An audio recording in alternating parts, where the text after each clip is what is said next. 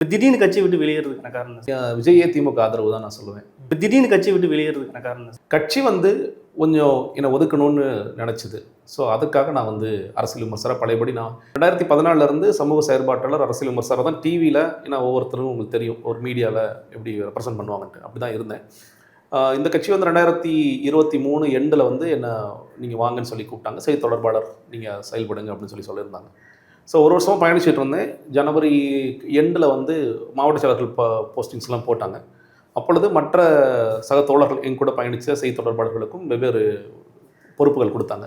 அப்போ எனக்கு பொறுப்புகள் கொடுக்கல. சரி, நான் வெயிட் பண்ணேன். நான் வந்து அதுக்கு பிறகும் டிவியில் கூப்பிட்றாங்க, யூடியூப்பில் கூப்பிட்றாங்க. நான் போகலாமா வேண்டாமான்னு கேட்கும்போது, இல்லை செய்தி தொடர்பாளர் மட்டுமல்ல, நீங்கள் வந்து டிவிக்கு ஆதரவாளர் அல்லது விஜய் ஆதரவாளர் அப்படின்னு பேசக்கூடாது அப்படின்னு சொல்லிட்டாங்க. சில சேனல்ஸ்லையும் கூப்பிட்டு அவரை கூப்பிடக்கூடாது, செய்தி தொடர்பாளர் கிடையாது அப்படின்னு சொல்லி அவங்க தான் சொன்னாங்க. அதை அஃபிஷியலாக அவங்க எங்கேயுமே ரெக்கார்ட் பண்ணல. ஏன் ஓரங்கட்டணும்னு நினைச்சாங்க? ஏதாவது வேற ஏதாச்சும் இல்லை, சில பேர் என்ன சொன்னா திமுக ஆதரவுக்கு நீங்க போற மாதிரி இருக்கு, திமுக ஆதரவு போயிருந்தா நான் எப்பயோ திமுக அதை வந்து ஒரு போட்டோவை வச்சு ட்ரோல் பண்றாங்க, இந்த மாதிரி பேசிட்டு இருக்காங்க. திமுக உளவு போக்குற வேலை செய்யறாரு அப்படின்ற ஒன்று நீங்கள் வந்து அப்படி பார்த்தீங்கன்னா விஜயே திமுக ஆதரவு தான் நான் சொல்லுவேன். ஏன்னா நீங்கள் விஜய் அவர்களும் ஸ்டாலின் அவர்களும் ஒரு திருமணத்தில் சந்திச்சுக்கிட்ட ஒரு வீடியோ பார்த்துருப்பீங்க கரெக்டாக. 2 பேரும் வந்து பார்த்து கைக்குலி இருப்பாங்க. அப்போ விஜயே திமுக ஆதரவு தானே.